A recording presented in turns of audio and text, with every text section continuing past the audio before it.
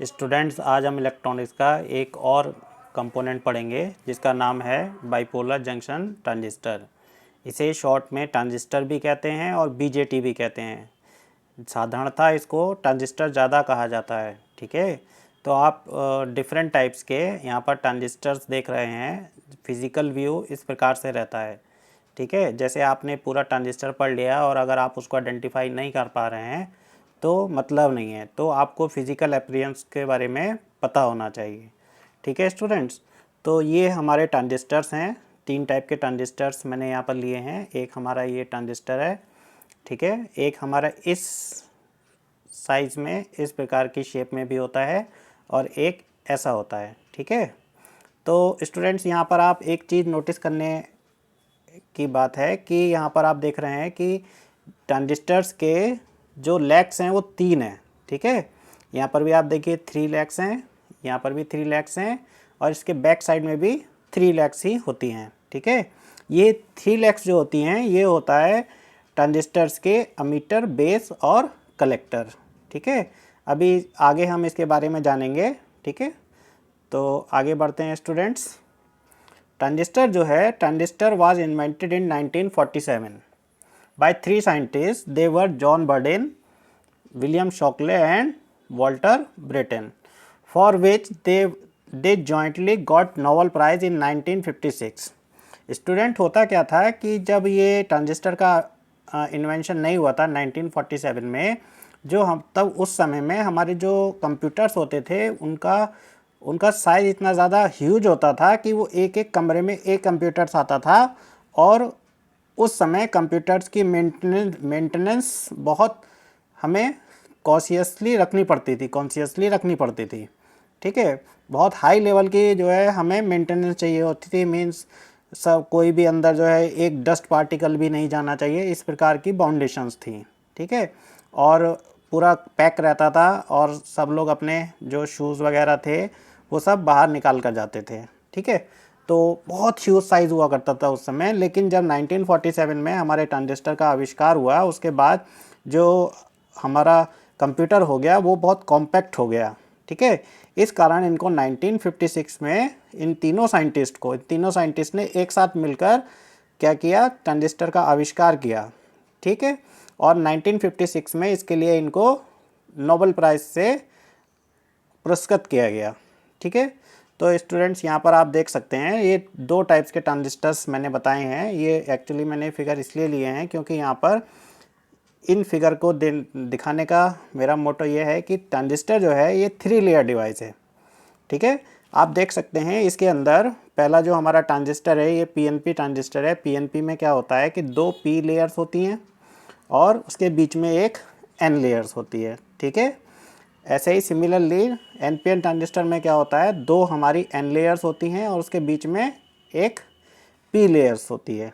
ठीक है, इसमें हमारे जो लेफ्ट मोस्ट लेयर होती है उसको हम बोलते हैं एमीटर। ठीक है, और जो मिडिल लेयर होती है इसको बोला जाता है बेस, और जो हमारी राइट मोस्ट लेयर होती है इसको बोला जाता है कलेक्टर।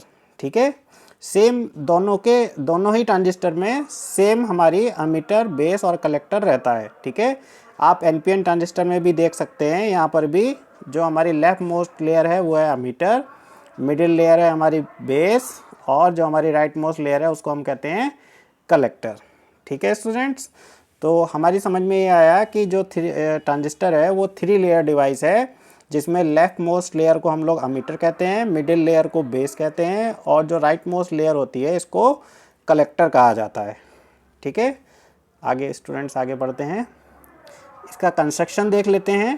कंस्ट्रक्शन में मैंने आपको बताया कि ट्रांजिस्टर में जो होता है वो 3 लेयर डिवाइस है। Transistor is a 3 layer device which has a different layer आप यहाँ देख सकते हैं कि बीच में डिफरेंट लेयर है, उनके दोनों साइड में सेम टाइप का लेयर है। तो ये चीज़ यहाँ पर लिखी हुई है कि which has a different layer P type और एन टाइप। पी टाइप भी हो सकती है डिफरेंट लेयर और एन टाइप भी हो सकती है। Between 2 same type of layers, means P P के बीच में एक एन होगी या एन एन के बीच में एक पी लेयर होगी। ठीक है स्टूडेंट्स, पी और एन टाइप के बारे में आप एक मेरा वीडियो है एक्सट्रिंसिक सेमीकंडक्टर, उसमें आप पी टाइप और एन टाइप के बारे में देख सकते हैं। ठीक है, और जब एक manufacture while designing A transistor, A manufacture keep two factors in mind. What are they these factors? These factors are doping level and bit size of different layers. इसका मतलब क्या है स्टूडेंट, जब हम एक मैन्युफैक्चरर जब एक ट्रांजिस्टर बनाता है तो वो दो पैरामीटर्स पर विशेष फोकस करता है. एक तो डोपिंग लेवल पर, विड्थ की डोपिंग लेवल पे, और विड्थ साइज पे. ठीक है, तो हमारे पास यहाँ पर कितनी लेयर्स हैं? 3 लेयर्स हैं. ये 3 लेयर कौन कौन सी हैं? अमीटर, बेस और कलेक्टर. ठीक है, अब इन जो ये जो लेयर्स होती हैं इनका जो डोपिंग लेवल होता है और बिट साइज जो होता है उस पर मेन फोकस रखता है कौन? हमारा मैन्युफैक्चरर जब उसको बनाता है. तो किस प्रकार से ये रखी जाती हैं अमीटर, बेस, कलेक्टर का साइज़ क्या रहता है और डोपिंग लेवल क्या रहता है, आइए देखते हैं. स्टूडेंट्स, अमीटर जो होता है, जो हमारी लेफ्ट मोस्ट लेयर होती है, it is highly doped layer. ठीक है, इसको हाईली डोप्ड रखा जाता है और जो इसका साइज़ होता है वो मॉडरेट होता है. मॉडरेट का मीन्स मीडियम होता है, मतलब बिल्कुल किससे? बेस से ज़्यादा होता है और कलेक्टर से कम होता है. मॉडरेट का मतलब ये है. और जो हमारा बेस होता है, it is lightly doped. Lightly doped मतलब इसके अंदर कम से कम इम्प्योरिटी मिलाई जाती है. हाईली डोप्ड का मतलब बहुत ज़्यादा इम्प्योरिटी मिलाते हैं और लाइटली डोप्ड का मतलब कम इम्प्योरिटी मिलाते हैं. It is a lightly doped layer. Base क्या है? It is a lightly doped layer has minimum width size.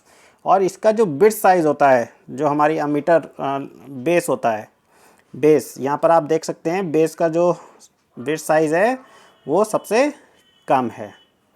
ठीक है, ये हमारा n जो है इसमें बेस है और इसकी बिट साइज जो है सबसे कम है और इसका डोपिंग लेवल भी सबसे कम रखा जाता है. ठीक है, इसके बाद आता है कलेक्टर. कलेक्टर जो लेयर है वो मॉडरेटली डोप्ड लेयर होती है. मॉडरेटली मीन्स इसमें जो इम्प्योरिटी है वो हमारी बेस से ज़्यादा और हमारे अमीटर से कम रखी जाती है. मॉडरेटली डोप्ड, ना ज़्यादा और ना कम, मतलब दोनों के बीच में रखी जाती है. और कलेक्टर का जो बिट साइज़ होता है वो सबसे ज़्यादा होता है. मीन्स ट्रांजिस्टर में सबसे ज़्यादा जो बिट साइज़ होता है वो किसका होता है? कलेक्टर का होता है. फिर उसके बाद किसका होता है? हमारे अमीटर का होता है. ठीक है, बिट साइज़. और सबसे कम बिट साइज़ किसका होता है? हमारे बेस का होता है. ठीक है, अच्छा, सबसे ज़्यादा डोपिंग लेवल किसका होता है? अमीटर की होती है. ठीक है, फिर उसके बाद डोपिंग किसकी होती है? दूसरे नंबर पे हमारे कलेक्टर लेयर की होती है. और सबसे कम बेस की क्या होती है? डोपिंग लेवल भी सबसे कम होता है और उसकी बिट साइज भी सबसे कम रखी जाती है. तो स्टूडेंट, जब भी एक मैन्युफैक्चरर हमारा ट्रांजिस्टर को डिज़ाइन करता है तो वो इनके डोपिंग लेवल पर और बिट साइज पर विशेष फोकस करता है. अमीटर का जो डोपिंग लेवल होता है सबसे ज़्यादा रखा जाता है. बिट साइज मॉडरेट होती है. बेस का लाइटली डोप्ड लेयर होती है और सबसे कम साइज होता है बिट साइज.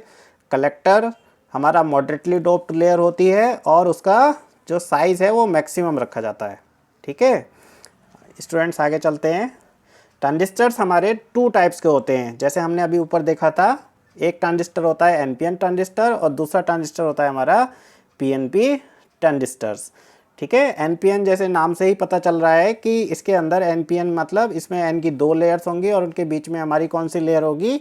पी की लेयर होगी. तो आप फिगर में देख सकते हैं, फिगर में 2 एन लेयर्स के बीच में हमारा एक पी का लेयर है. ठीक है, लेफ्ट मोस्ट लेयर को हम अमीटर कहते हैं और राइट मोस्ट लेयर को हम कलेक्टर और मिडिल लेयर को बेस. ठीक है, ये लेयर्स का नाम कभी चेंज नहीं होता. लेफ्ट मोस्ट हमेशा अमीटर रहेगा और राइट मोस्ट कलेक्टर और middle base. Similarly PNP transistor में भी हमारा left most ammeter, right most collector और मिडिल बेस. ठीक है, तो यहाँ पर हमारे दोनों प्रकार के ट्रांजिस्टर हैं, एनपीएन और पीएनपी ट्रांजिस्टर्स. अब स्टूडेंट्स इनके सिंबल्स देख लेते हैं. ये इनके सिंबल्स हैं. इसमें हमारे एक ये बी बेस को रिप्रेजेंट करता है, सी हमारा कलेक्टर को और ई हमारा रिप्रेजेंट करता है अमीटर को. ठीक है, अब इसमें स्टूडेंट जो एक इसका सिंबल बनाते समय जो मोस्ट इम्पॉर्टेंट जो पॉइंट है वो जो हमें हमेशा याद रखना है वो है डायरेक्शन ऑफ अमीटर करंट. ठीक है, क्योंकि ई है तो यहाँ पर करंट कौन सा होगा? अमीटर करंट होगा. It should be it must be always outward in case of NPN transistor. ठीक है, एमिटर करंट हमेशा बाहर को होगी, और in case of PNP transistor it will be in inward, अंदर को होगी। ठीक है, ये ही दोनों ट्रांजिस्टर्स के सिंबल में डिफरेंस है। समझ में आया आपको? ये दोनों ही डिफरेंस हैं। तो जब भी आप, ज़्यादातर होता क्या है इंटरव्यू में, बहुत पूछा जाता है क्वेश्चन जब हम इंटरव्यू में जाते हैं, कि वो कहता है आप एनपीएन ट्रांजिस्टर का सिंबल ड्रॉ करो और पीएनपी का। ठीक है, और फिर वो यही चेक करता है कि स्टूडेंट के सामने वाले ने करंट की डायरेक्शन जो है कैसे दिखाई है। तो इसको याद रखने का तरीका क्या है कि एनपीएन मीन्स, हमने एक अपना फॉर्मूला बनाया हुआ है, NPN means not permit in, it means outside, outward, और इनवर्ड, और पीएनपी मीन्स परमिट इन, मीन्स इनवर्ड। ठीक है, तो इस एब्रीविएशन से आप याद रख सकते हैं करंट की डायरेक्शन। इस प्रकार से याद रखेंगे, कभी भी आपका एनपीएन और पीएनपी ट्रांजिस्टर का सिंबल गलत नहीं होगा। इसके बाद स्टूडेंट्स आते हैं, जो हमारा ट्रांजिस्टर वर्ड है वो दो वर्ड से मिलकर बना है, ट्रांसफर प्लस रजिस्टर। ठीक है, after the invention of transistor the size of the computer reduce enough. ये मैं आपको पहले बता चुका हूँ कि पहले बहुत बड़े होते थे कंप्यूटर्स, फिर बाद में जब ट्रांजिस्टर का इन्वेंशन हो गया तो उसके बाद हमारा साइज़ रिड्यूस हो गया कंप्यूटर का। ठीक है, इसके आगे स्टूडेंट्स आगे चलते हैं एप्लीकेशंस। ठीक है, एप्लीकेशन स्टूडेंट, जब भी हमारे ट्रांजिस्टर का नाम आता है तो आप ये जान लीजिए कि ये इसका सबसे बड़ा जो एप्लीकेशन है वो है साउंड सिस्टम। ऐसे साउंड सिस्टम की हम कल्पना नहीं कर सकते जिसके अंदर ट्रांजिस्टर ना लगाओ। ठीक है, जब भी साउंड सिस्टम की बात होगी तो उसके अंदर हमारा ट्रांजिस्टर ही यूज़ हुआ होगा। ठीक है, तो स्टूडेंट्स पहला हमारा transistor are used in analog and digital circuit as a switch. Student से एज ए स्विच भी यूज़ किया जाता है डिजिटल सर्किट और एनालॉग सर्किट में। ठीक है, ये हम आगे पढ़ेंगे तब आपको ज़्यादा समझ में आएगा। ठीक है, use in signal amplifier device. Signal amplifier device क्या है? जैसे हमारे माइक सिस्टम में जो एम्पलीफायर होता है उसको हम क्या बोलते हैं? एम्पलीफायर डिवाइस भी कह सकते हैं। तो ये यही कह रहा है, सिग्नल एम्पलीफायर मीन्स सिग्नल्स को बढ़ाने में, एम्पलीफाई मीन्स बढ़ाने में। ठीक है, इसके बाद आता है स्टूडेंट सेलुलर फ़ोन में ये यूज़ किए जाते हैं ट्रांजिस्टर्स। लिखा है cellular phone would be one of the most widely use application of the transistor. Every cell has a use a transistor amplifier. हर सेल फ़ोन के अंदर क्या होता है? ट्रांजिस्टर्स होते हैं। ठीक है, ऐसा कोई इलेक्ट्रॉनिक सर्किट, शायद ही कोई ऐसा इलेक्ट्रॉनिक सर्किट हो जिसके अंदर ट्रांजिस्टर ना लगे हों, आप ये सोच लीजिए स्टूडेंट्स।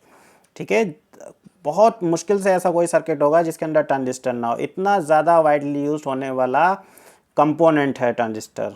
ठीक है, इसके बाद स्टूडेंट्स आता है power regulator. Power regulator means voltage controller. ठीक है, पावर को कंट्रोल करने वाला मीन्स वोल्टेज को कंट्रोल करने वाला। तो यूज़ इन पावर रेगुलेटर, जैसे फैन रेगुलेटर होता है ऐसे वोल्टेज रेगुलेटर भी होता है स्टूडेंट्स। माइक्रो प्रोसेसर, कंप्यूटर में यूज़ होता है ये। ठीक है, माइक्रो प्रोसेसर, कंप्यूटर का मेन पार्ट क्या होता है? Micro processor. The micro processor includes more than billions of transistor in each chip. सोचिए, माइक्रो प्रोसेसर के अंदर बिलियंस हमारे क्या होते हैं? ट्रांजिस्टर्स होते हैं। तो हमारे कंप्यूटर्स के अंदर भी क्या यूज़ होता है? ट्रांजिस्टर यूज़ होता है। इसके बाद स्टूडेंट्स आगे आते हैं, transistor used in almost every electronics device from stoves to computer and pacemaker to aircraft. वही स्टूडेंट्स मैंने कहा था, शायद ही कोई ऐसा इलेक्ट्रॉनिक्स डिवाइस होगा जिसके अंदर हमारा ट्रांजिस्टर यूज़ ना होता हो।